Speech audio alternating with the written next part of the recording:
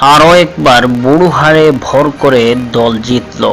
সব ব্যাটসম্যান যেখানে ডাহা ফেল, সেখানে তাওহিদ হৃদয়ের ছক্কার ফুলঝুরি ছিটল।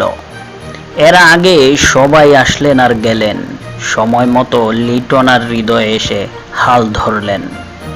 একটা সময়ে যখন মনে হচ্ছিল জয় মাত্র সময়ের ব্যাপার, ঠিক তখনই টাইগাররা আবারও ফিরল তাদের পুরনো রূপে।